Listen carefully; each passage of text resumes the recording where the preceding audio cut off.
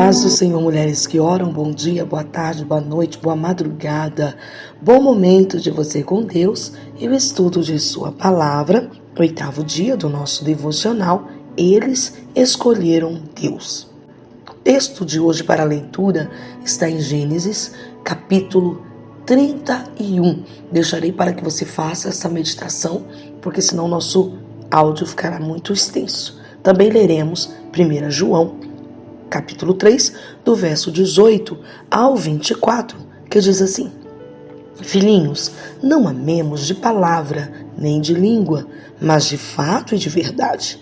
E nisto conheceremos que somos da verdade, bem como perante Ele tranquilizaremos o nosso coração.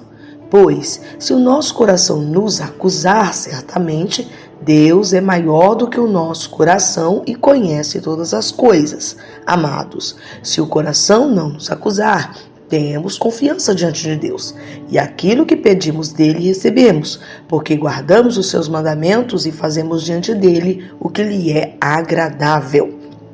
Ora, o seu mandamento é este, que creiamos em nome de seu Filho, Jesus Cristo, e nos amemos uns aos outros, segundo o mandamento que nos ordenou. E aquele que guarda os seus mandamentos permanece em Deus, e Deus nele. E nisto conhecemos que ele permanece em nós pelo Espírito que nos deu.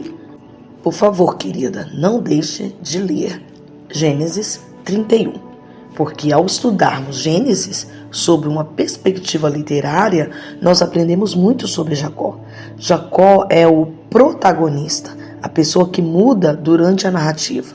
Labão é o antagonista, a pessoa que causa mudanças no protagonista. Uma grande mudança aconteceu em Jacó durante seu tempo em Padã-Arã. Ele chegou como um enganador que havia recebido uma promessa de Deus por meio da disciplina divina e com a experiência de ser enganado por Labão. A identidade de Jacó como enganador parece ter mudado. Jacó reconheceu como Deus o havia abençoado, somente pela sua graça. Deus encontra Jacó durante um sonho em Betel, prometendo abençoá-lo e protegê-lo, e Jacó corresponde prometendo voltar à terra do seu pai. Gênesis, capítulo 28, do verso 10 ao 22.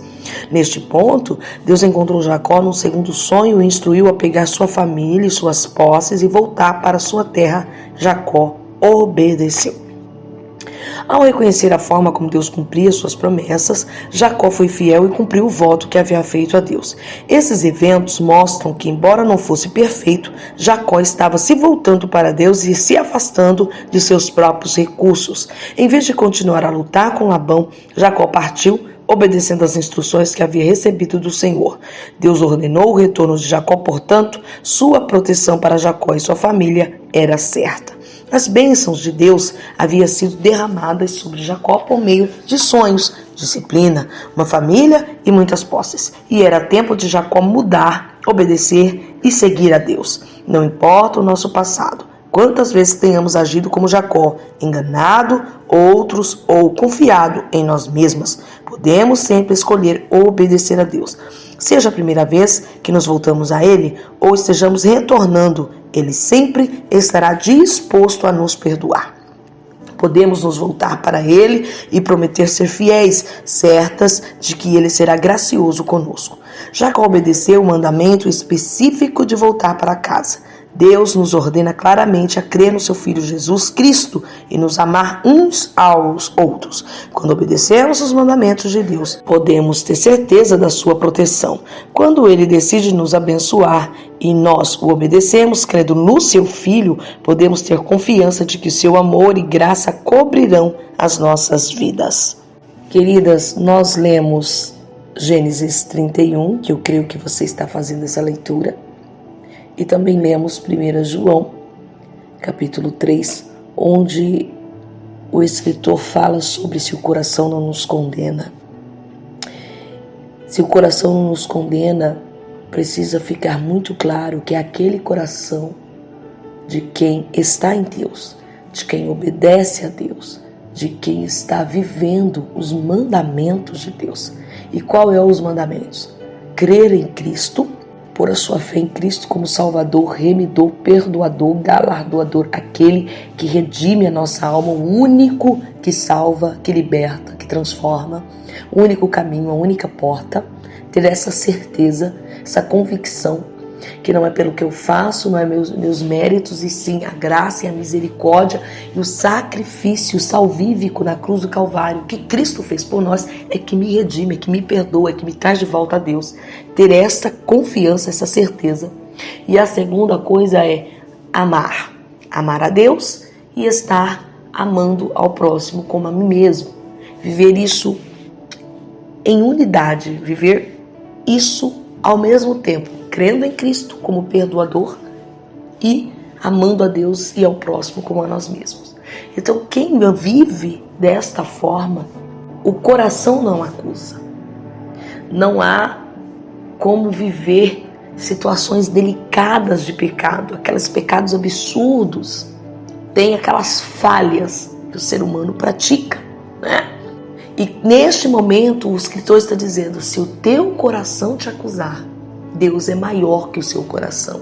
Ele está dizendo, o perdão, a graça, a misericórdia ainda continua sendo a mesma, o maior.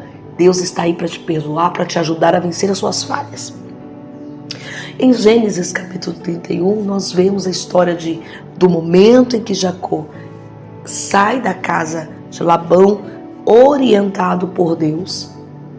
As mulheres de Jacó estão em concordância porque eles estão vendo a situação que se tornou insustentável dentro da casa de Labão e vão embora. Enquanto Jacó está se voltando para Deus, obedecendo Deus, Lia concordando com seu marido, em acordo e vendo a situação indo embora, entendendo que ali não há mais espaço, que ali não tem mais o que herdar, não tem mais o que conquistar, ali não tem, eles são estrangeiros, elas mesmo falam, Lia e Raquel.